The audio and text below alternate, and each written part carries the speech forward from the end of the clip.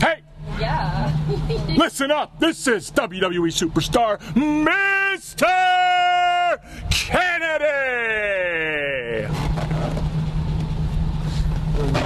Kennedy! And you're watching Mirror.co.uk.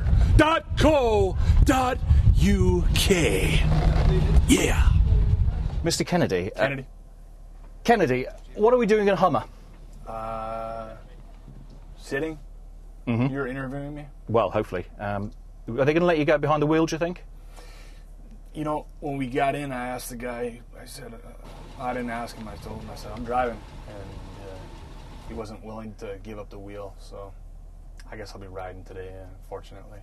And I don't think that I would be able to drive because I'm not used to driving on the wrong side of the road, like the wrong side of the road. British. You know, Americans, as Americans, we always do everything the right way, and everybody else is the wrong way. So. Well, I'm very sorry to hear about your driving problems. So, how's the shoulder going? It's good. It's getting there. It's about 90. I'd say 90% recovered.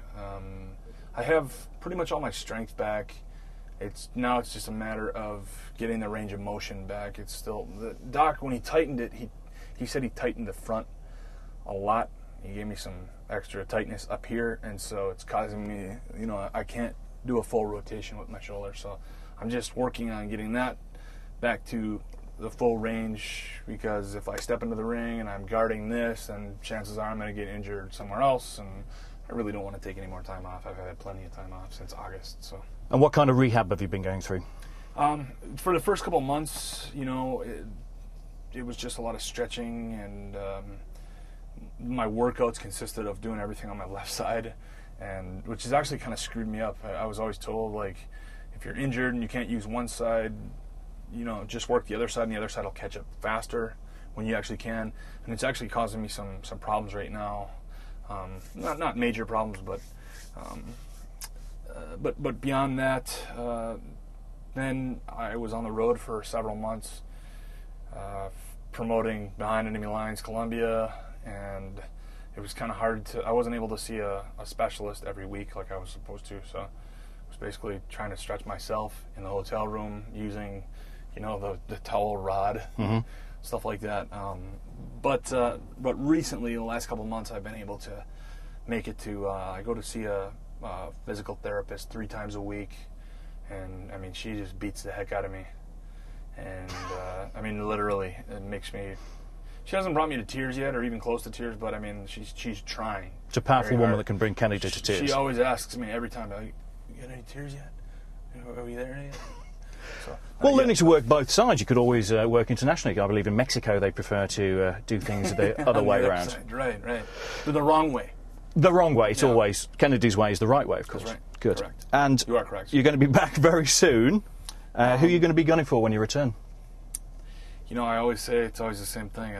Whoever's got gold around their waist, I'm an equal opportunity ass kicker. So if you got gold around your waist, that's what I'm gunning for. Okay. As someone that was bagging wins over wrestling legends the year you broke through in WWE, what do you make of the Chris Jericho storyline at the moment, where he's taking on the likes of Ric Flair and Jimmy Snuka and Roddy Piper? I always loved I love to see. You know, I get a little nostalgic when you see those, you know, wrestlers from years past. And, you know, I always was a big fan of the Randy Orton Legend Killer stuff. And I personally have enjoyed wrestling with the legends. So, you know, and I think, honestly, Jericho is one of the most entertaining guys for me on TV right now. He's just so hateable. And I really, you know, that's an art form.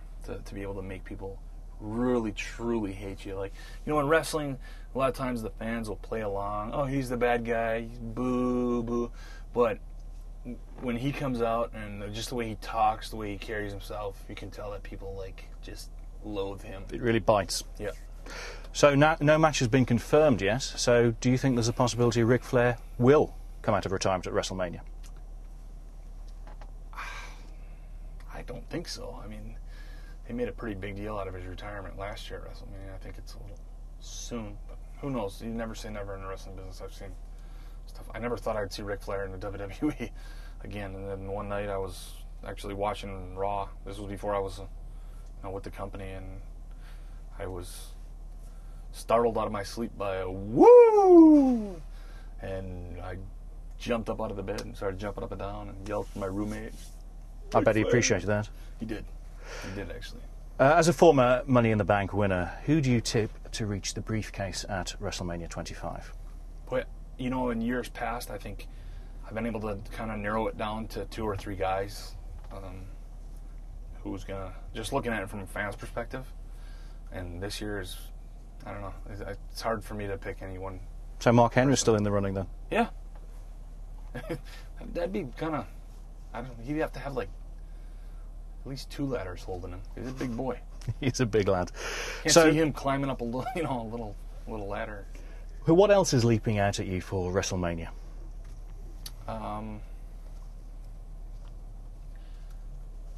Just about anything that Randy Orton is involved in.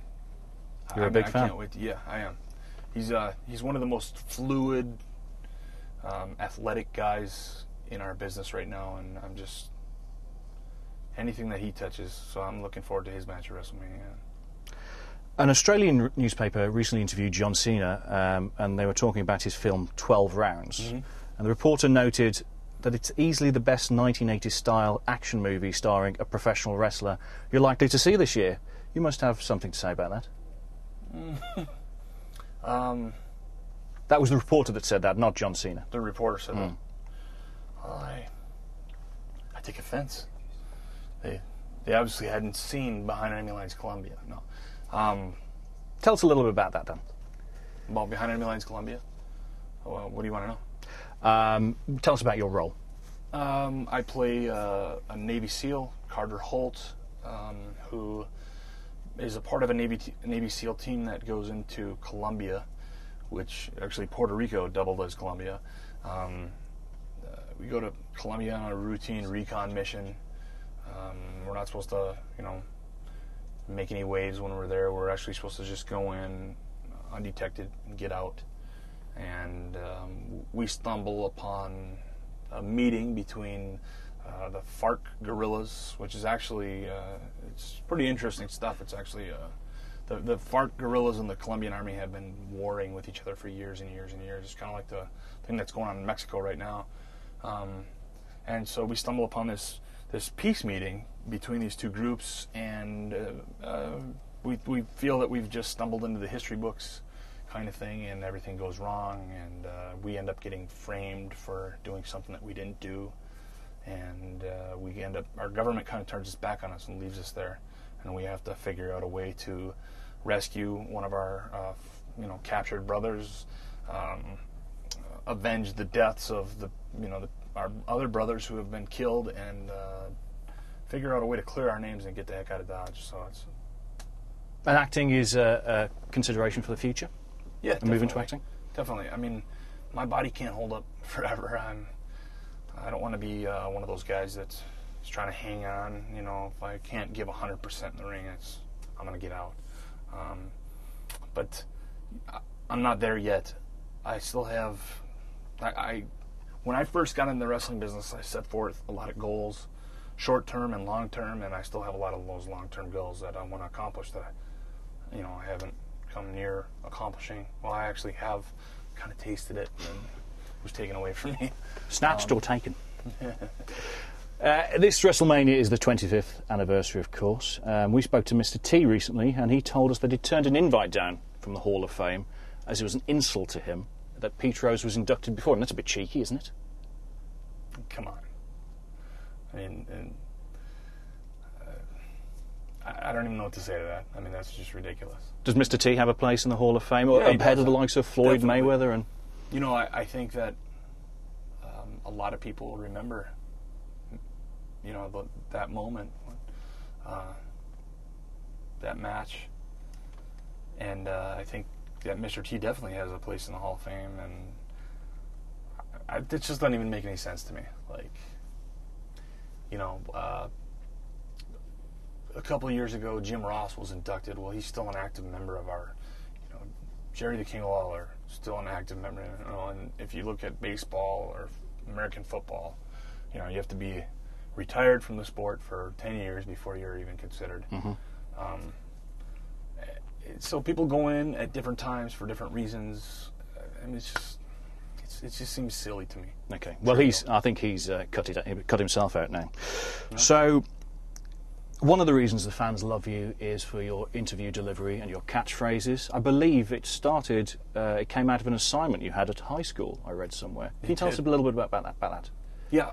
I had a mass media class, and one of the requirements for the class was we had to make up a fictitious product, and then we had to use 3 different mediums. Media is 3 different types of media to sell the product, and I picked. I think I drew up a poster. I did a radio commercial, and I did a television commercial, which I had a blast doing that stuff. It was very fun. And our product was invincible underwear because we had a kid in our class that was always getting grundies. Like, people would always pick on him. There was a lot of bullying going on, whatever. But he was always getting grundies, and so we thought, no, that's perfect. We get these invincible underwear. And so anyways, I did my best radio voice because when radio guys talk, they always talk like this. Those crazy guys. And I always wonder, when they go through the drive-thru at McDonald's, do they order food like this? I would like a number 2, please, with a large fry and a large Coke. So anyways, so I used my best radio voice, and my mass media teacher, she said, you sound like you got a great radio voice. It sounds like something you could go into. And she asked the assistant principal, who was also the athletic director, if he wouldn't mind if I did the announcing at the basketball games. And so I just went and, gave it my best, and it turned out to be a big hit with like the parents and even the parents from the rival schools. And I would always announce their players, number 30, Pete Smith. But when it came time for our guys, I put on the whole, Michael Buffer-esque thing. And, would say their last name twice. And so when I got to OVW, finally, after 6.5 years of slaving away on the independent scene, paying my dues, Paul Heyman just one night said, tonight, go out there and announce yourself. Cut the announcer off, and you do your own announcing. So I just went out there and I didn't even really think about it. It was just kind of, I didn't think like, hey, I used to do that in high school. But I just announced myself like I used to announce the basketball players. I said my last name twice. I got back to the locker room, and everybody was like, man, that was so cool when you said your last name twice. So it's just a testament to like how silly sometimes the business can be, in that who would have ever thought that, 5 weeks later, I'm on WWE TV, I'm on national television, WWE Superstar, because I basically said my last name twice. Because I didn't really change a whole lot of, who I was, my character, how I wrestle or anything like that. I just started saying my last name twice, and that's cool. That's marketable. Let's do it. And a very effective hook for you. So you mentioned that you were slaving away on the independent scene for 6.5 years before WWE developmental. Were you a wrestling fan as a kid? Briefly. I remember watching Saturday Night's Main Event sometimes with my dad. He'd let me stay up late. And I remember watching, I believe it was Sunday mornings. But I kind of got away from watching professional wrestling until I was about 20. It was 96 or 97. I was like 21 years old. And I remember I was at a friend's house, and he just kind of forced my hand into watching wrestling. I did not want to watch wrestling that night, and he was like, we're going to watch. I don't want to watch a bunch of guys rolling around with each other, all sweaty, oiled up. He's like, nah, it's not like that. You just give it a shot. And he said, there's a guy named Stone Cold Steve Austin that's just awesome, and you like him and whatever. And I ended up watching, and as soon as Austin came out, I remember he was driving a pickup truck, and he was drinking a 6-pack of beer, and he was flipping the camera guy off, get the hell out of my way. And I was just like glued to the TV set. And I remember just from that moment on, I started watching every week just to watch what he would do. And then I just got sucked into everything else. And then I remember thinking like, man, I've been missing this for all these years. And That's quite a way to get into it. That's fascinating. So, as you say, your WWE career has been interrupted by various injuries. It was rumoured before one of them that you may have been the character to be revealed as Vince McMahon's son, which turned out to be Hornswoggle. Where do you think you might have been now if that storyline had happened? I don't know. Who knows? You know, it's... You're not a speculator.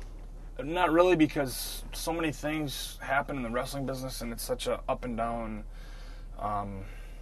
You know, say I would have been revealed as a son, and then that angle didn't work out, and then they might have squashed it and completely buried me into the ground. And you know, it's just.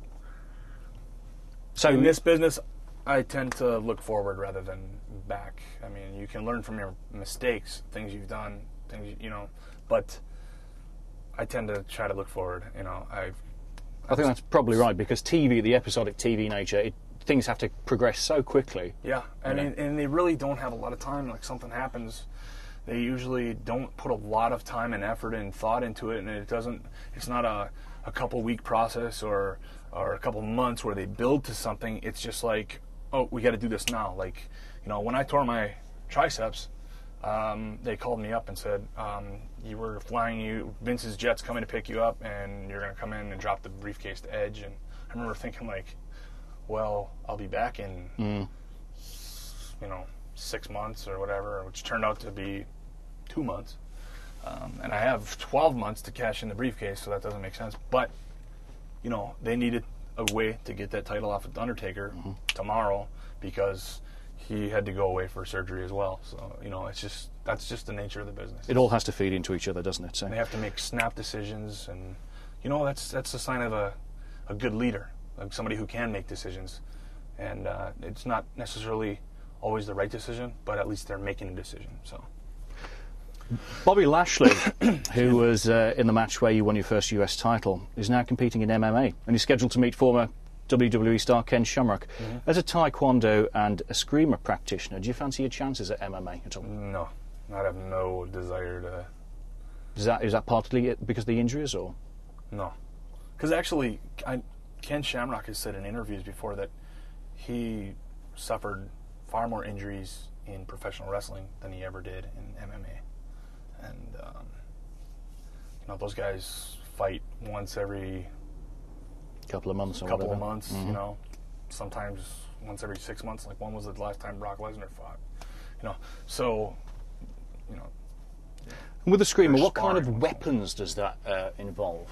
Because it can be a weapons-based. Any kind of weapon, basically, but mostly we worked with sticks and knives, a little bit of swords, but it was mostly sticks, which are made out of bamboo. They're about 30 inches long, I believe.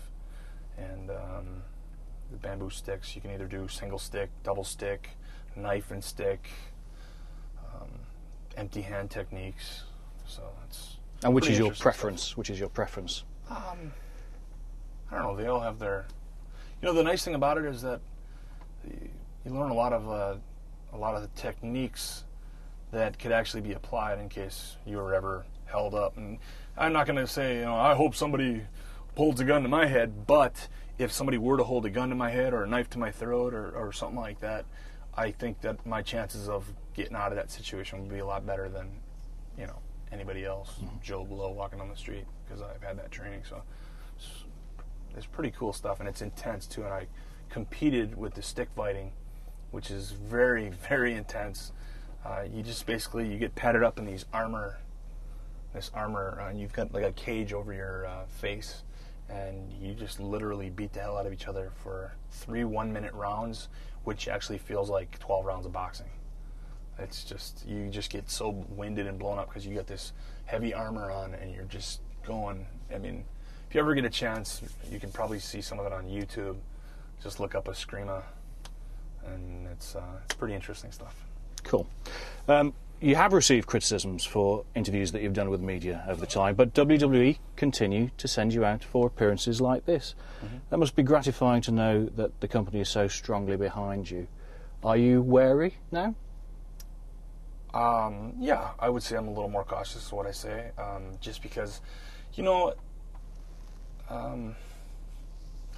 I tend to, I speak from the heart, And a lot of times in this world we live in now, it can be, you know, after I gave those interviews, I saw a lot of responses that were very positive, and then I also saw the very negative feedback that I got from those interviews. And I guess I've learned to just kind of, just some questions you just don't go there, just because things can be spun, and a lot of times in a lot of situations, if you don't have 2 hours to tell every detail of the story and you leave something out, well, they look at those details. Well, he didn't say that. Well, yeah, because you asked me a question that needed an hour explanation, and you gave me 1 minute and 30 seconds to answer it, you know. So The press.